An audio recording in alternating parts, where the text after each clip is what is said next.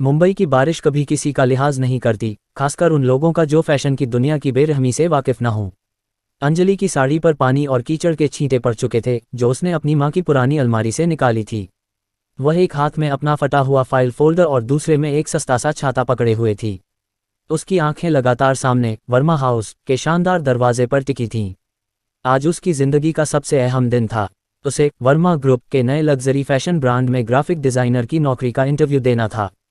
ये कंपनी किसी और की नहीं, बल्कि भारत के सबसे बड़े कॉर्पोरेट दिग्गज सूर्यकांत वर्मा के छोटे भाई मोहित वर्मा की थी।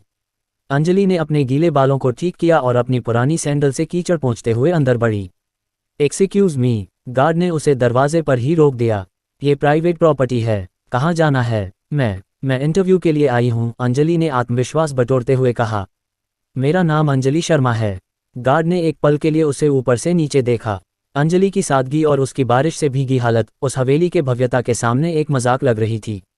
अंदर जाए, रिसेप्शन पर पूछिए, गार्ड ने तिरस्कार से कहा। अंदर का माहौल और भी दबाव वाला था। मार्बल के फर्श, ऊंची छतें और दीवारों पर लाखों की पेंटिंग्स। रिसेप्शनिस्ट ने अंजलि को लगभग अनदेखा कर दिया और उसे एक कोने में बिठा दिया, जहां पहले से ही दो लड़कियां बैठी थीं, महंगे डिजाइनर कपड़े, एकदम सही मेकअप और हाथ में बड़े ब्रांड के बैग। वे अंजलि को देखकर फुसफुसाए और हंस दिए। 2 घंटे के इंतजार के बाद अंजलि का नाम पुकारा गया। वह तेज धड़कन के साथ मीटिंग रूम में पहुंची।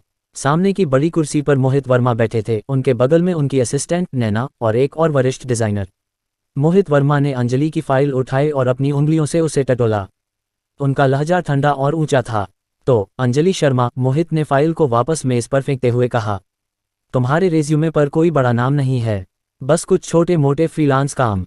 और तुम्हारा कॉलेज एक टियर 3 संस्था। अंजलि ने अपनी आवाज को स्थिर रखने की कोशिश की। सर, मैंने हमेशा से क्वालिटी पर ध्यान दिया है, नाम पर नहीं। मेरा काम बोलेगा। तुम्हारा काम? नैना ने नाक भान सिकोड़ी। तुम्हारे पोर्टफोलियो में सब डिजिटल काम है। हमें लग्जरी ब्रांड के लिए डिजाइन चाहिए। क्या तुम हमारे क्लाइंट्स को समझती भी हो? क्या तुम्हें पता है कि एक असली डिजाइनर को क्या पहनना चाहिए?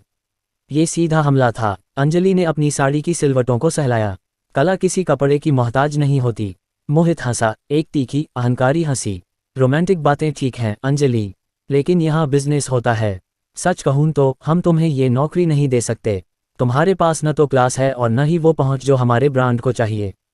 तुम हमारे लिए सिर्फ एक गरीब, छोटी सी भूल होगी। अंजलि का चेहरा गुस्से और अपमान से लाल हो गया। सर, आप मेरी योग्यता को मेरे कपड़ों से जज कर रहे हैं, उसने कहा। अगर आपका ब्रांड सिर्फ दिखावे पर टिका है तो वो ज्यादा दिन नहीं चलेगा।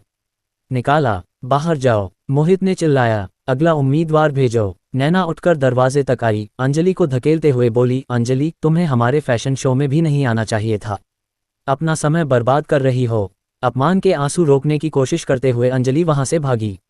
बाहर निकलते हुए उसकी टक्कर एक शख्स से हुई जो अभी अभी हवेली में दाखिल हो रहा था। वह एक लंबा, रौबदार आदमी था जिसकी आंखों में एक अजीब सी तीव्रता थी। उसने एक साधारण लेकिन बेदाग सूट पहना था। टकराने पर अंजलि के हाथ से फाइल फोल्डर फिसल गया और उसके डिजाइन पेपर्स जमीन पर बिखर गए। I am so sorry. Anjali ने हड़बड़ी में झुककर कागज उठाने शुरू किए। उस शख्स ने बिना कुछ कहे अंजलि को ध्यान से देखा। फिर वह धीरे से झुका और एक कागज उठा लिया।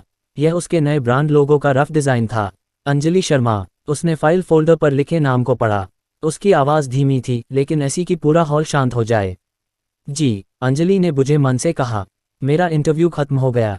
मैं जानता हूँ। उस शख्स ने कागज वापस अंजलि को थमाया। तभी मोहित वर्मा कमरे से बाहर आए, उनका चेहरा गुस्से से लाल था। क्या हो रहा है यहाँ? गार्ड्स, इस लड़की को। ओह, सूर्यकांत भाई, आप कब आए? मोहित का अहंकारी चेहरा तुरंत चापलूसी में बदल गया। ये शख्स कोई और नहीं बल्कि वर्मा ग्रुप के असली मालिक सूर्यकांत वर्मा थे। सूर्यकांत ने मोहित की तरफ देखा, फिर अंजलि की तरफ और मुस्कुराए। वह मुस्कान मोहित को डरावनी लगी, लेकिन अंजलि को उसमें कुछ और दिखा, एक अजीब सी पहचान। मोहित, तुम क्या कर रहे हो? सूर्यकांत ने पूछा। ये लड़की कौन है? मोहित ने तुरंत अंजलि को खींचकर किनारे किया। भाई, यह एक उम्मीदवार थी जिसे मैंने अभी अभी रिजेक्ट किया है। क्लास की कमी है। सूर्यकांत ने मोहित के कंधे पर हाथ रखा, लेकिन उनकी आंखें अभी भी अंजलि पर टिकी थीं। अंजलि, तुम यहीं रुको। मोहित, मुझे अपने नए फैशन ब्रांड के बारे में बात करनी है अभी। ये कहकर सूर्यकांत ने अंजलि को एक पलक झपकाई, एक संकेत जिसे केवल वही समझ सकती थी। क्योंकि जो बात मोहित वर्मा नहीं जानते थे वह ये थी कि अंजलि शर्मा सिर्फ एक गरीब उम्मीदवार नहीं थी, वह असल में सूर्यकांत वर्मा की गुप्त पत्नी थी, जो एक बड़ी डील के तहत यहाँ अपनी पहचान छिपाकर आई थी। और अब खेल शुरू हो चुका था। अंजलि की दुनिया एक पल में सिमट गई थी। सूर्यकांत वर्मा की हवेली, जो चंद मिनट पहले उसके सपनों की मंजिल थी, अब उसके अपमान का रंगमंच बन चुकी थी। मोहित वर्मा के चिल्लाने और नैना के तिरस्कार ने उसके दिल में एक तीखा दर्द छोड़ दिया था। वह जानती थी कि उसे दरवाजे पर ही रोक दिया जाना चाहिए था, ताकि उसे यह कड़वी सच्चाई न पता चले कि वर्ग और पहनावा अक्सर प्रतिभा से ज्यादा मायने रखते हैं। लेकिन फिर सूर्यकांत वर्मा का प्रवेश हुआ। एक साधारण गहरे नीले रंग का सूट। कोई भड़कीलापन नहीं, कोई अहंकार नहीं, बस एक सधी हुई चाल और वो शांत, भेदने वाली आंखें, जिन्होंने एक पल में अंजलि की साड़ी पर पड़े कीचड़ के छींटे, उसकी पुरानी सैंडल और उसके हाथों में चिपचिपी फाइल को नोटिस कर लिया था। मोहित के चेहरे पर आया अचानक परिवर्तन देखने लायक था।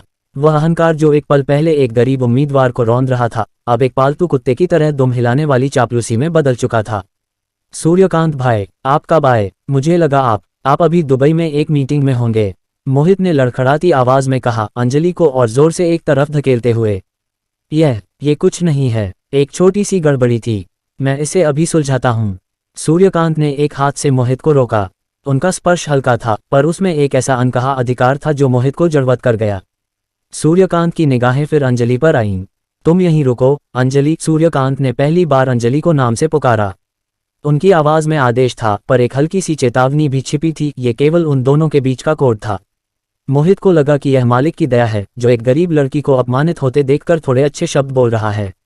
हाँ अंजलि, भाई के कहने पर थोड़ी देर रुको, शायद तुम्हें बाहर का रास्ता दिखाएंगे, मोहित ने फुसफुसाते हुए अंजलि पर कटाक्ष किया। सूर्यकांत ने मोहित को अपने नए फैशन ब्रांड के बारे में बात करने के बहाने अंदर खींच लिया। जैसे ही वे कमरे में घुसे, सूर्यकांत ने दरवाजा लगभग बंद करते हुए अंजलि को आंख मारी। अंजलि का दिल तेज धड़कने लगा। ये वो पल था जिसका डर और इंतजार दोनों उसे पिछले 6 महीने से था। 6 महीने पहले गुप्त समझौता। अंजलि शर्मा एक प्रतिभाशाली कलाकार थी। उसके पिता एक छोटे स्कूल टीचर थे, जिनकी मौत के बाद परिवार पर कर्ज का बोझ आ गया था। अंजलि की मां की बीमारी के इलाज के लिए उसे तुरंत बड़ी रकम की जरूरत थी। उसी दौरान एक अजनबी बिजनेस एसोसिएट ने अंजलि से मुलाकात की। उस शख्स ने उसे एक अजीब लेकिन आसान प्रस्ताव दिया। मिस्टर सूर्यकांत वर्मा को एक गुप्त पत्नी की जरूरत है।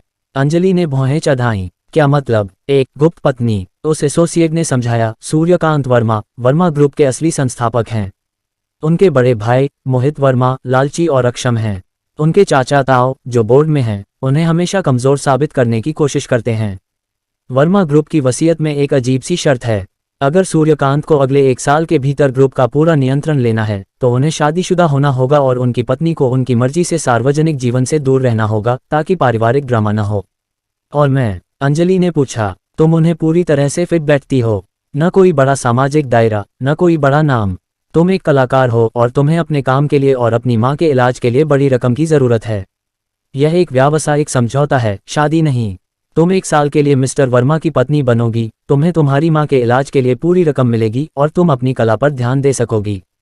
तुम्हारी पहचान गोपनीय रहेगी। कोई समारोह नहीं, कोई कागजात सार्वजनिक नहीं होंगे, सिर्फ एक प्राइवेट कॉन्ट्रैक्ट। यह एक बेतुका सौदा था, लेकिन अंजलि के पास कोई और रास्ता नहीं था।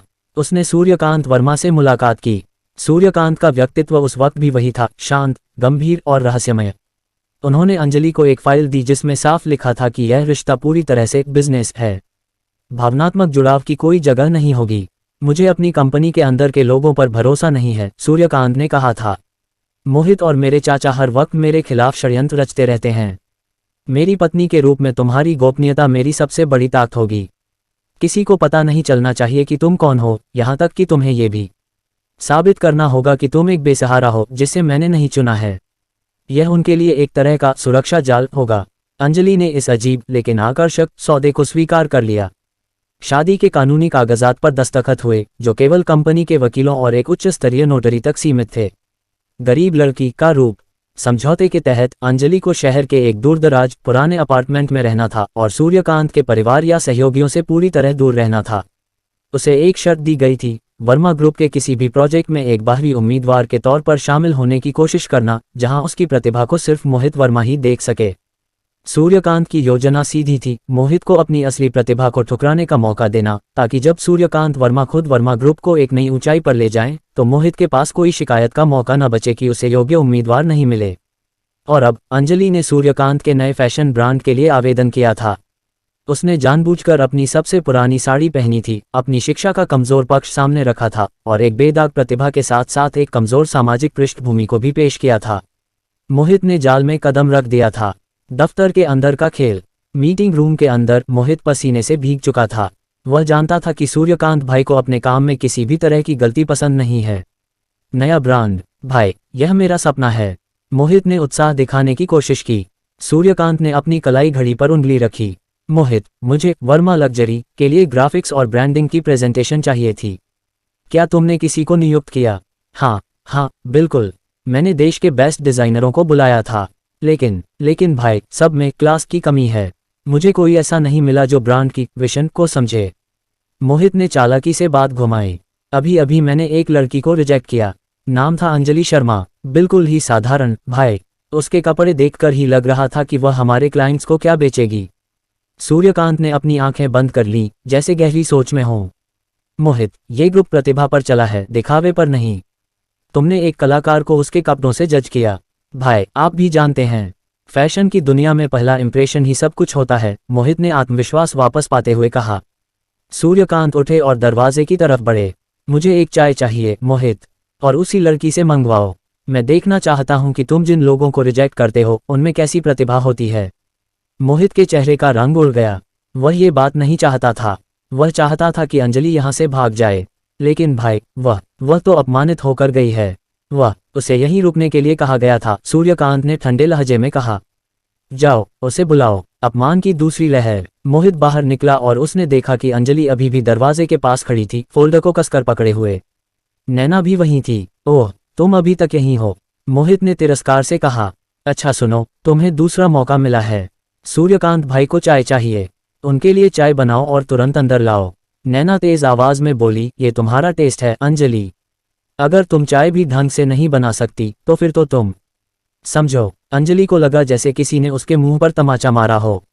एक प्रतिष्ठित कॉर्पोरेट नौकरी के लिए आई उम्मीदवार को अब चाय बनाने के लिए कहा जा रहा था। यह अपमान की पराकाष्ठा थी। अंजलि ने नैना की आंखों में देखा और फैसला किया, खेल अब शुरू हो चुका है। मुझे चाय बनाना नहीं आता, अंजलि ने शांत लेकिन दृढ़ आवाज में कहा। मोहित हंसा। क्या तुम्हें चाय भी नहीं बनानी आती? और तुम क्या बनना चाहती हो? Fashion designer. जाओ, किचन में जाकर देखो और सीखो। यह आदेश है। अंजलि ने अपने होठों को भींच लिया। उसने अपनी फाइल को जमीन पर रखा और सीधे किचन की तरफ बढ़ गई। नैना और मोहित एक दूसरे को देखकर मुस्कुराए। भाई की एक चाय के चक्कर में वह लड़की अब यहाँ की नौकरानी बन जाएगी, नैना ने फुसफुसाया। रसोई में रहस्य। रसोई वर्मा हाउस की सबसे आधुनिक जगह थी। अंजलि को मालूम था कि सूर्यकांत वर्मा को ब्लैक सीलोन टी पसंद है, जिसमें दालचीनी की 2 स्टिक और 1 चम्मच शहद होता है, बिल्कुल खास अंदाज में, जो मोहित या नैना को नहीं मालूम होगा। ये बात उन्हें उनके कॉन्ट्रैक्ट साइन करते वक्त हुई एक छोटी सी बातचीत से पता चली थी। अंजलि ने अपनी साड़ी का पल्लू कमर में खोंसा और चाय बनाना शुरू किया। रसोई के एक कोने में एक वेटर खड़ा था, जो चुपचाप अंजलि को देख रहा था। ये वही वेटर था जिसने कुछ देर पहले अंजलि के डिजाइन कागज उठाए थे। वह दरअसल सूर्यकांत वर्मा का सबसे भरोसेमंद गुप्त सुरक्षा प्रमुख विक्रांत था, जो उस हवेली में वेटर के भेस में हर पल की निगरानी रखता था। विक्रांत ने धीरे से अंजलि के पास आकर फुसफुसाया। मैम, क्या आप ठीक हैं? सर ने कहा था कि अगर आपको किसी भी तरह की मदद चाहिए। अंजलि ने बिना उसकी तरफ देखे चाय के कप में दालचीनी डाली। नहीं विक्रांत, मैं ठीक हूँ। मैं वही कर रही हूँ जिसके लिए मुझे यहाँ भेजा गया है। मोहित वर्मा को यह विश्वास होना चाहिए कि उसने एक गरीब अक्षम लड़की को रिजेक्ट किया है। पर यह अपमान, विक्रांत ने कहा। अपमान सिर्फ एक औजार है विक्रांत, इसे मेरी ताकत बनने दो। अंजलि ने कप उठा लिया। सूर्यकांत वर्मा कहाँ हैं? मीटिंग रूम में। उन्होंने सबको बाहर भेज दिया है। अब केवल वह और मोहित वर्मा अंदर हैं। अंजलि ने 2 कप चाय तैयार की। एक कप में उसकी पसंदीदा ब्लैक टी थी। दूसरे कप में उसने जानबूझकर मोहित के लिए बाजारू मीठी गाढ़ी मसाला चाय बनाई, जो उसे हमेशा पसंद थी। दफ्तर में अंतिम चाल। अंजलि ने ट्रे उठाए और दृढ़ता से मीटिंग रूम का दरवाजा खोला। सूर्यकांत वर्मा बड़ी मेज पर बैठे थे। उनके सामने फैशन ब्रांड का खाली ब्लूप्रिंट रखा था। मोहित उनके बगल में बेचैनी से बैठा था। चाय, अंजलि ने शांत स्वर में कहा और ट्रे मेज पर रख दी। मोहित ने तुरंत मसाले वाली चाय का कप उठाया और एक घूंट लिया। वाह, क्या चाय है। अब तुम जा सकती हो अंजलि। और हाँ, अगली बार इंटरव्यू के लिए आओ तो। कपड़े बदल कर आना। अंजलि मुस्कुराई, वह मुस्कान जिसमें अब अपमान नहीं बल्कि एक गहरी छिपी हुई योजना थी। सूर्यकांत ने अपना कप उठाया। ब्लैक टी की धीमी खुशबू कमरे में फैल गई। सूर्यकांत ने एक घूंट लिया, अपनी आंखें बंद की और सिर हिलाया। वाह, ये चाय बिल्कुल वैसी ही बनी है जैसी मुझे पसंद है, सूर्यकांत ने कहा। दालचीनी और शहद का सही संतुलन। मोहित, क्या तुमने कभी इतनी बेहतरीन ब्लैक टी पी है? मोहित का चेहरा अकड़ गया। अंजलि, तुम्हें किसने बताया कि भाई को ऐसी चाय पसंद है? अंजलि ने सूर्यकांत को अनदेखा किया और सीधे मोहित को जवाब दिया। मुझे बस पता था, कुछ चीजें सहज ज्ञान से पता चलती हैं, मिस्टर वर्मा। जैसा कि मैं जानती हूं कि आपका नया फैशन ब्रांड कभी कामयाब नहीं होगा। मोहित अपनी कुर्सी से उछल पड़ा। तुम्हारी हिम्मत कैसे हुई? तुम एक छोटी सी रिजेक्टेड उम्मीदवार हो। रिजेक्टेड? अंजलि ने एक कदम आगे बढ़ाया। मैंने आपका पोर्टफोलियो देखा, मिस्टर मोहित। वर्मा लग्जरी का कॉन्सेप्ट महज नकली यूरोपीय डिजाइन की नकल है। इसमें कोई आत्मा नहीं है, कोई मौलिकता नहीं है। आपका ब्रांड वर्मा ग्रुप के नाम को सिर्फ बदनाम करेगा। भाई, आप सुन रहे हैं? ये लड़की कितनी बदतमीज है। मोहित ने सूर्यकांत की तरफ देखा। सूर्यकांत ने अपनी चाय का कप नीचे रखा और पहली बार अपनी कुर्सी पर सीधा बैठ गए। उनकी आंखें अब पूरी तरह खुल चुकी थीं। अंजलि, तुम मेरे नए ब्रांड के बारे में इतनी आश्वस्त कैसे हो? अंजलि ने आत्मविश्वास से जवाब दिया। क्योंकि मैं जानती हूं कि असली लग्जरी दिखावे में नहीं बल्कि कहानी और डिज़ाइन में होती है। और मेरे पास वो डिज़ाइन है जो आपके ब्रांड को पूरी दुनिया में पहचान दिलाएगा। ये सुनकर मोहित और नैना जो दरवाजे पर खड़ी थी दोनों हंसने लगे। तुम्हारे पास? तुम्हें तो हमने बाहर फेंक दिया था। तुम्हारे पास क्या है? वही फटे हुए कागज। हाँ, अंजलि ने कहा, वही फटे हुए कागज जिन पर मैंने आपके नए ब्रांड की असली पहचान तैयार की है। उसने अपनी फाइल खोली और उसके अंदर से एक कागज निकाला। ये वही रफ डिज़ाइन था जो सूर्यकांत ने ज़मीन से उठाया था। लेकिन इस बार उसने उस डिज़ाइन को मेज़ पर नहीं रखा। अंजलि ने एक पल के लिए सूर्यकांत को देखा, जिन्होंने आंखों से उसे आगे बढ़ने का इशारा किया। फिर अंजलि ने उस कागज को फाड़ दिया, एक तेज जोरदार आवाज के साथ। मोहित और नैना हक्के बक्के रह गए। क्या किया तुमने? मोहित चिल्लाया। तुम पागल हो गई हो। गार्ड्स, इसे बाहर निकालो। सूर्यकांत ने हाथ उठाकर मोहित को चुप कराया। अंजलि ने उन फटे हुए टुकड़ों को उठाया और मोहित के सामने खड़ी हो गई। मिस्टर मोहित वर्मा, अंजलि ने अब अपनी आवाज में पूरा अधिकार भर दिया था। आपकी समस्या यह नहीं है कि आपके पास प्रतिभा की कमी है। आपकी समस्या यह है कि आप असली ताकत को पहचान नहीं पाते। उसने अपनी जेब से एक चाबी निकाली। यह एक साधारण सी चाबी नहीं थी, बल्कि एक छोटे से काले रंग के लॉकर की चाबी थी जिस पर वर्मा ग्रुप का गुप्त प्रतीक खुदा हुआ था। सूर्यकांत ने सिर हिलाया, मानो कह रहे हों, अब समय आ गया है। अंजलि ने चाबी मेज पर रख दी। मोहित, सूर्यकांत ने अब पहली बार अपनी असली रौबदार आवाज में कहा, क्या तुमने कभी सोचा कि मेरी शादी क्यों नहीं हुई? मोहित सकपकाया। भाई, मैंने सोचा कि आप अपने काम को समय दे रहे हैं। सूर्यकांत धीरे से मुस्कुराए और अंजलि की तरफ देखा। तुम गलत थे मोहित, मेरी शादी हो चुकी है। मोहित ने अंजलि को फिर सूर्यकांत को देखा। यह क्या मजाक है भाई? किसे? कब? 6 महीने पहले, सूर्यकांत ने जवाब दिया। उनकी निगाहें गर्व से भरी थीं। और जिस लड़की को तुमने उसके कपड़ों के लिए बाहर निकाल दिया, जिसने तुम्हारे लिए चाय बनाई और जिसे तुमने अपमानित किया, वही लड़की आज से वर्मा ग्रुप की आधिकारिक मालकिन है। अंजलि ने अपनी फाइल फोल्डर को पूरी ताकत से मेज पर पटक दिया। मैं अंजलि शर्मा, वर्मा ग्रुप की नई लग्जरी डिवीजन की वास्तविक हेड और मिस्टर सूर्यकांत वर्मा की पत्नी हूँ। मोहित के चेहरे का रंग पूरी तरह उड़ चुका था। नैना का मुंह खुला का खुला रह गया। उन दोनों की आंखों में अपमान और क्रोध के स्थान पर अब केवल शुद्ध अविश्वसनीय आतंक था। मोहित वर्मा का संसार डगमगा गया था। उनकी आंखों के सामने कीचड़ से सनी साड़ी वाली वह छोटी सी कमजोर उम्मीदवार, जिसे उन्होंने क्लास की कमी कहकर अपमानित किया था, अब उनके भाई, उनके पूजनीय और भयानक बॉस सूर्यकांत वर्मा की पत्नी बनकर खड़ी थी। और सिर्फ पत्नी ही नहीं, वर्मा ग्रुप की नई आधिकारिक मालकिन। कमरे में पूरी तरह सन्नाटा छा गया था। ये सन्नाटा किसी भी शोर से ज्यादा भयावह था। मोहित का मुंह खुला था, उनका पूरा शरीर कांप रहा था। उनके माथे पर पसीना जमा हो चुका था, जो उनकी सारी अकड़ और अहंकार को धो रहा था। यह मजाक है भाई, मोहित ने लड़खड़ाते हुए कहा। उनका विश्वास उन्हें धोखा दे रहा था। आप मुझे डरा रहे हैं। ये लड़की अंजलि शर्मा, यह एक स्कूल टीचर की बेटी है, एक फ्रेशर। यह आपकी पत्नी कैसे हो सकती है? हमारे एग्रीमेंट में, वसीयत में। सूर्यकांत उठे। उनकी आंखों में अब वही शांत, डरावनी तीव्रता थी जो बड़े निर्णय लेते समय दिखती थी। उन्होंने अंजलि की तरफ देखा और एक हाथ उसके कंधे पर रखा। ये सार्वजनिक स्वीकृति का पहला चिन्ह था। एग्रीमेंट। सूर्यकांत ने मोहित की बात को बीच में काटा। तुम भूल गए मोहित, वसीयत में लिखा है कि मैं किसी को भी अपनी पत्नी चुन सकता हूँ। उसकी सामाजिक पृष्ठभूमि से कोई फर्क नहीं पड़ता, जब तक कि वह मेरी पसंद हो। और अंजलि मेरी पसंद है। उन्होंने मेज पर रखी उस चाबी की तरफ इशारा किया जिस पर वर्मा ग्रुप का गुप्त प्रतीक था। मोहित, ये चाबी सिर्फ वर्मा परिवार के मुख्य सदस्य को पता है।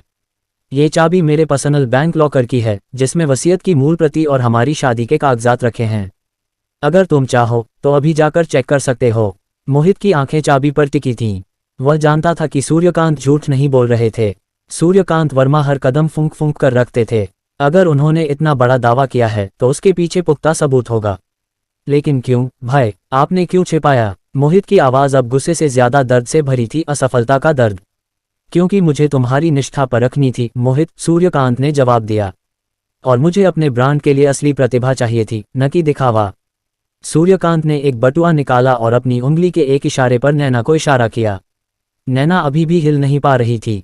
अंजलि वर्मा, अपनी असिस्टेंट को 100 रुपये दो, सूर्यकांत ने अंजलि की तरफ देखकर कहा। अंजलि ने अपने पास से, जो अब तक एक छोटी सी पोटली जैसा लग रहा था, एक 100 रुपये का नोट निकाला और नैना के सामने बढ़ा दिया। नैना, ये तुम्हारी आज की चाय बनाने की टिप है, अंजलि ने शांत स्वर में कहा। और हाँ, अब तुम जा सकती हो। तुम्हारी नौकरी आज से खत्म। नैना ने नोट को घूर कर देखा।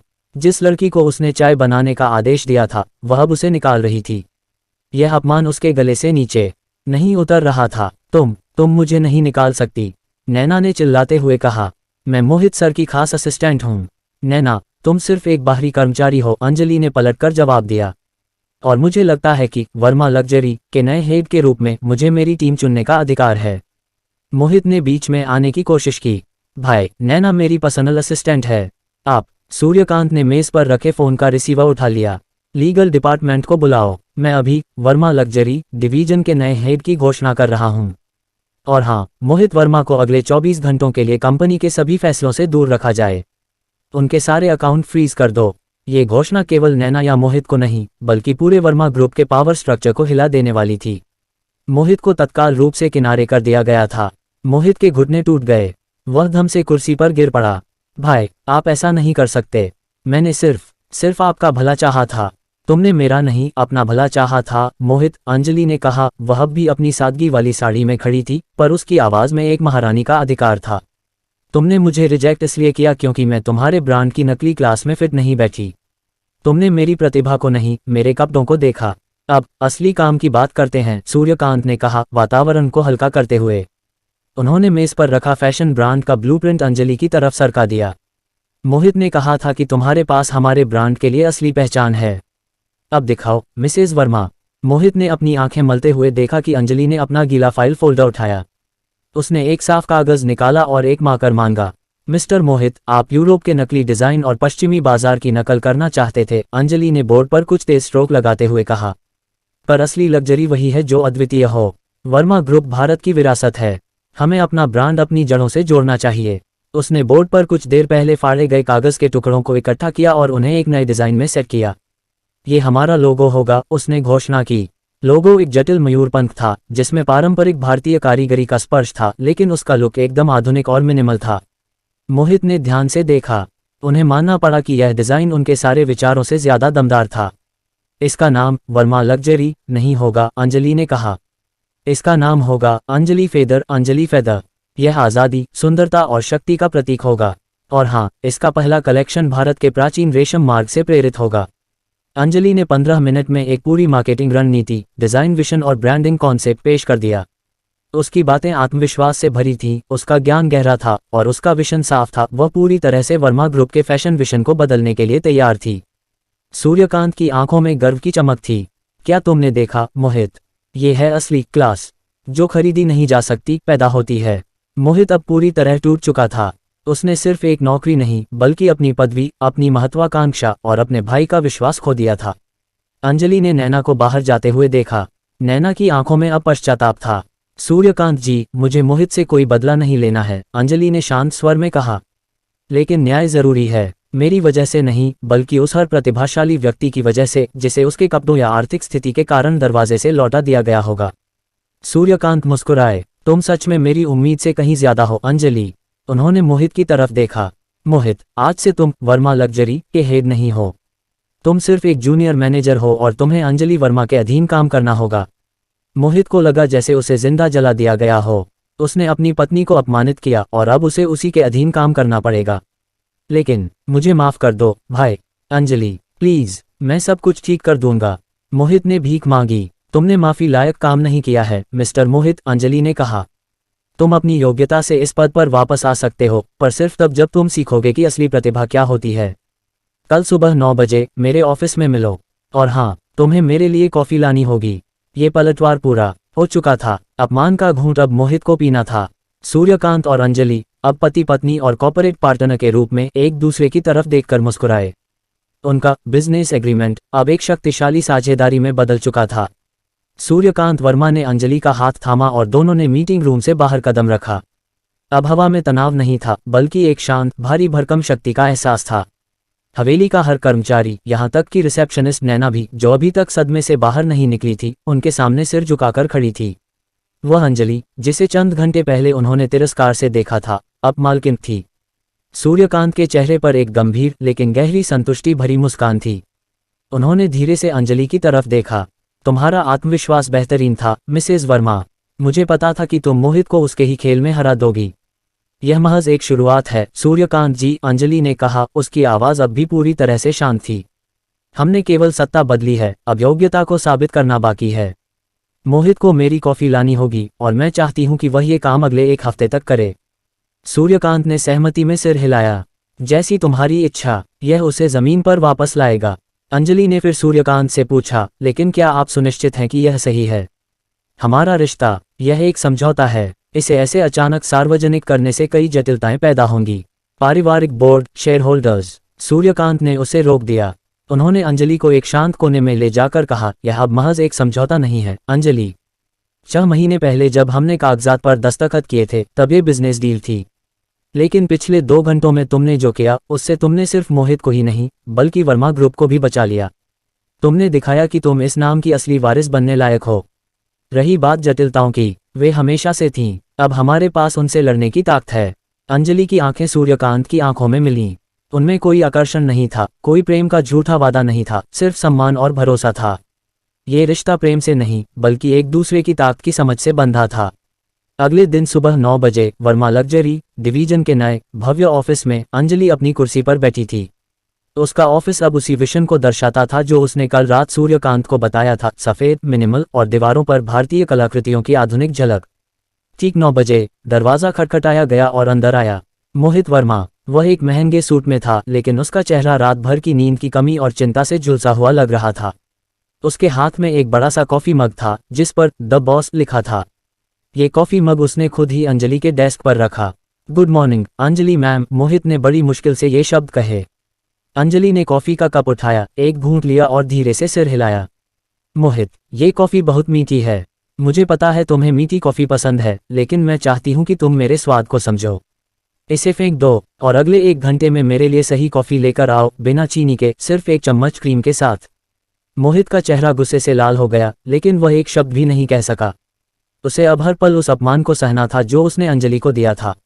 यस मैम, वह फुसफुसाया और कॉफ़ी का मग लेकर वहां से चला गया। मोहित के जाते ही दरवाजे पर फिर दस्तक हुई। नैना, जिसे कल अंजलि ने नौकरी से निकाला था, दरवाजे पर खड़ी थी। उसकी आंखें लाल थीं। मैम, अंजलि मैम, नैना ने कहा, मुझे माफ़ कर दीजिए। मैंने जो कहा उसके लिए मैं शर्मिंदा हूँ। मैंने आपको और आपकी प्रतिभा को जज किया। मैं जानती हूँ कि आप मुझे वापस नहीं लेंगी, लेकिन क्या मैं एक बार फिर से अपनी गलती सुधारने का मौका पा सकती हूँ? अंजलि ने नैना को बैठने का इशारा किया। नैना, तुम सिर्फ मोहित की चापलूसी कर रही थी, इसमें तुम्हारी कोई बड़ी गलती नहीं थी। लेकिन तुमने अपनी प्रतिभा का इस्तेमाल गलत जगह पर किया।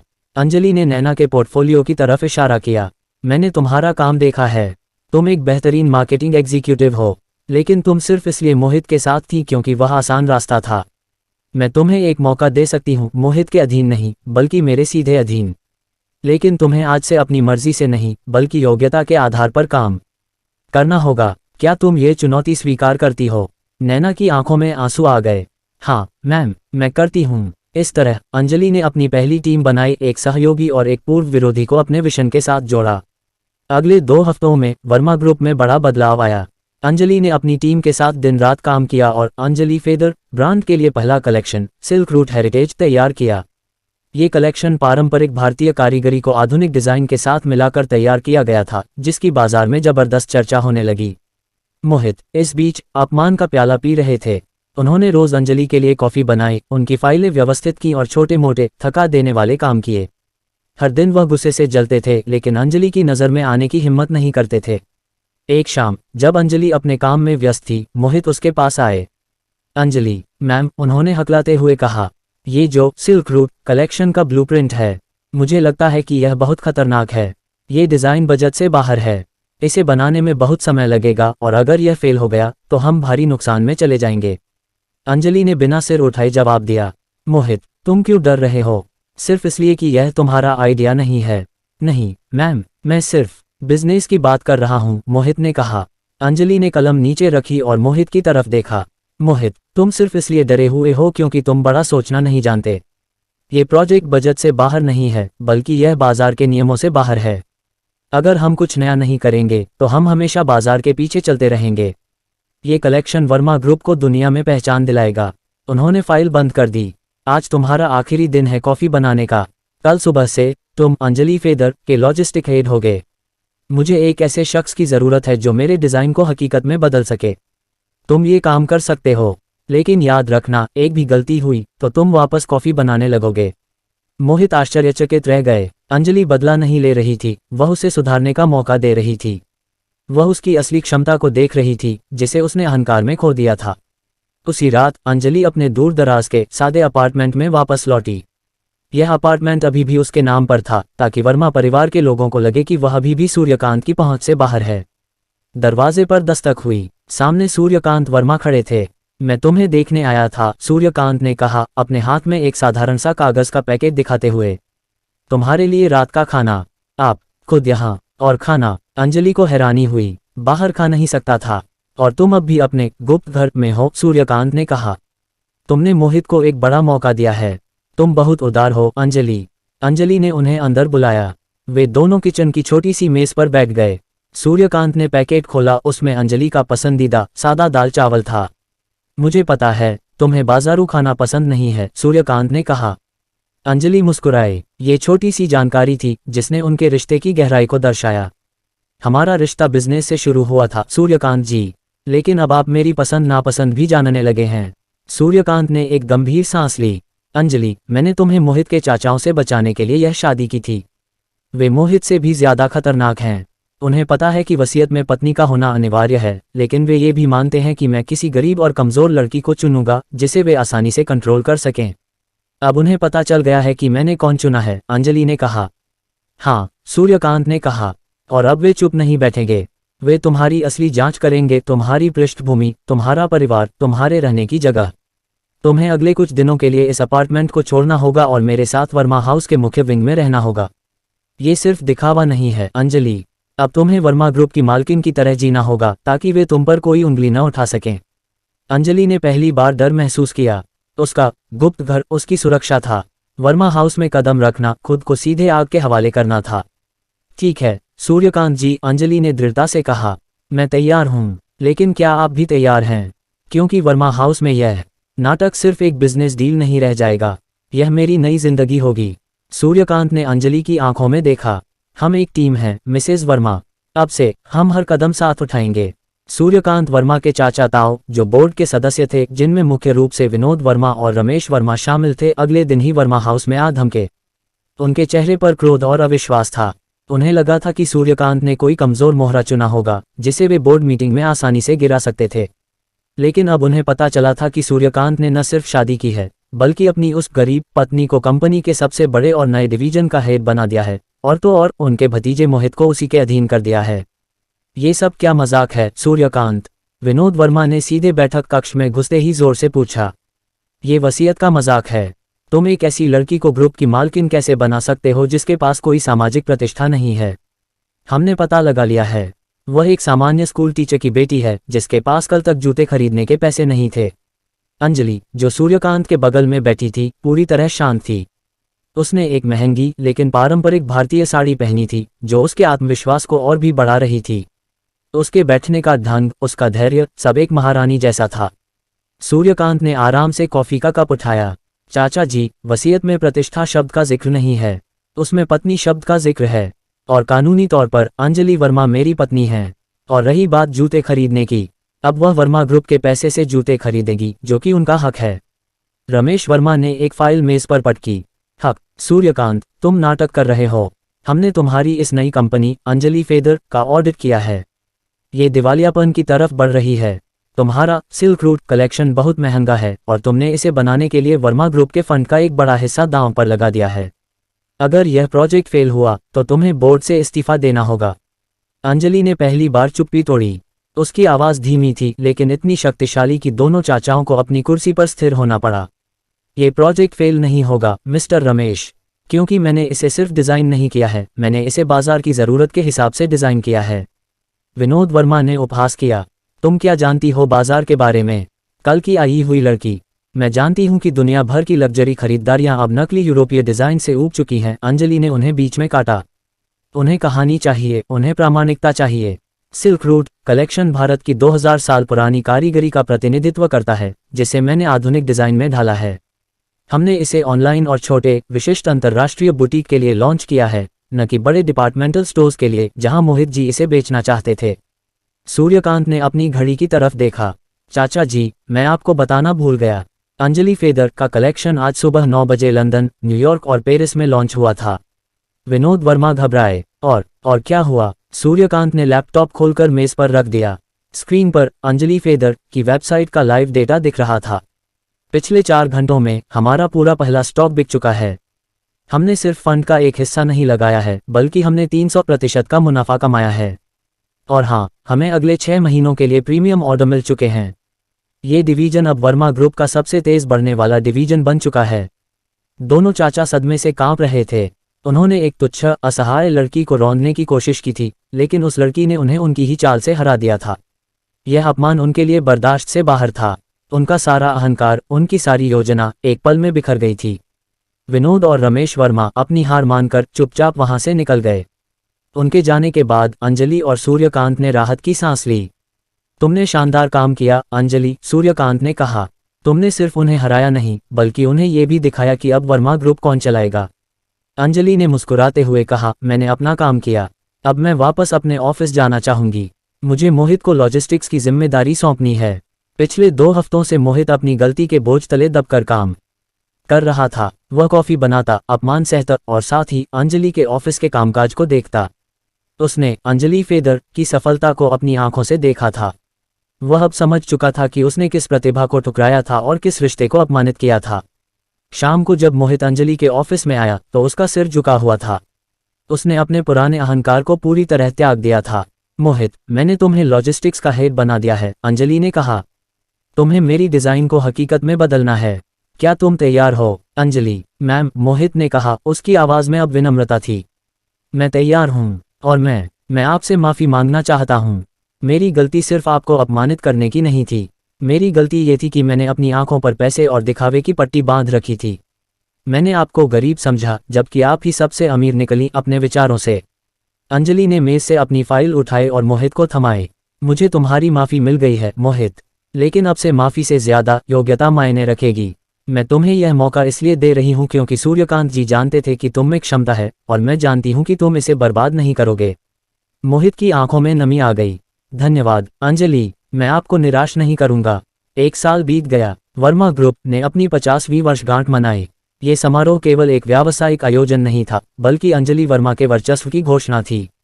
अंजलि फेदर ग्रुप का प्रमुख ब्रांड बन चुका था, जिसने भारतीय कला को वैश्विक मंच पर स्थापित किया। मोहित वर्मा ने लॉजिस्टिक्स हेड के रूप में शानदार काम किया था और वह अब अपने भाई और अंजलि का सबसे भरोसेमंद सहयोगी बन चुका था। उसका अहंकार पूरी तरह टूट चुका था और उसकी जगह एक विनम्र, सक्षम नेता ने ले ली थी। अंजलि, जो अब मिसेज वर्मा के नाम से जानी जाती थी, उस रात एक भव्य डिजाइनर लहंगे में खड़ी थी। वह अब भी सादगी की समर्थक थी, लेकिन उसकी आभा पूरी तरह बदल चुकी थी, एक शक्तिशाली, आत्मविश्वासी बिजनेस वुमन। सूर्यकांत वर्मा ने स्टेज पर आकर माइक संभाला। आज से 1 साल पहले उन्होंने मुस्कुराते हुए कहा, मैंने वर्मा ग्रुप को एक बड़ी चुनौती दी थी। मुझे एक साझेदार चाहिए था जो केवल मेरे बिजनेस को ही नहीं, बल्कि मेरे विजन को भी समझ सके। और मैंने उसे वहां पाया जहां कोई उसे नहीं ढूंढ सका, एक साधारण सी उम्मीदवार जो अपनी प्रतिभा पर विश्वास करती थी। उन्होंने अंजलि की तरफ हाथ बढ़ाया, जिसने मंच पर आकर उनका हाथ थाम लिया। हमारा रिश्ता एक समझौते से शुरू हुआ था, सूर्यकांत ने भीड़ को देखते हुए कहा। लेकिन समय के साथ ये समझौता सम्मान और भरोसे में बदल गया। उन्होंने अंजलि की आंखों में देखा और पहली बार उनकी आंखों में वह बिजनेस की गंभीरता नहीं थी, बल्कि एक गहरी, निजी भावना थी। अंजलि, तुमने सिर्फ वर्मा ग्रुप को नहीं, बल्कि मुझे भी सिखाया कि असली मूल्य सोने के डिब्बे या महंगे सूट में नहीं होता। ये ईमानदारी और योग्यता में होता है। सूर्यकांत ने अपने हाथ में एक छोटा सा, मयूरपंख के आकार का लॉकेट पकड़ा। ये अंजलि फेदर ब्रांड का प्रतीक था। आज ये समझौता खत्म होता है, सूर्यकांत ने कहा, और भीड़ में सन्नाटा छा गया। मोहित का चेहरा उतर गया, उसे लगा कि सूर्यकांत अब अंजलि को छोड़ देंगे। सूर्यकांत ने हंसते हुए कहा, हाँ, वह पुराना ठंडा बिजनेस समझौता खत्म होता है, लेकिन अब मैं एक नई शुरुआत करना चाहता हूँ। सूर्यकांत ने लॉकेट अंजलि के गले में पहनाया। उन्होंने अंजलि की तरफ मुड़कर देखा और पहली बार सभी की नजरों के सामने उन्होंने अंजलि का हाथ अपने होठों से छुआ। अंजलि वर्मा, क्या तुम हमेशा के लिए मेरी असली, बिना किसी शर्त की, जीवन साझेदार बनोगी? अंजलि की आंखों में खुशी के आंसू आ गए। अपमान, संघर्ष और विजय के इस पूरे सफर के बाद उसने सिर्फ अपना सम्मान ही वापस नहीं पाया था, बल्कि एक ऐसा प्यार और सम्मान भी पाया था जिसकी उसने कभी उम्मीद नहीं की थी। हाँ, सूर्यकांत, उसने फुसफुसाते हुए कहा। भीड़ तालियों की गड़गड़ाहट से गूंज उठी। मोहित ने सबसे तेज ताली बजाए। नैना ने मुस्कुराते हुए अंजलि को सलामी दी।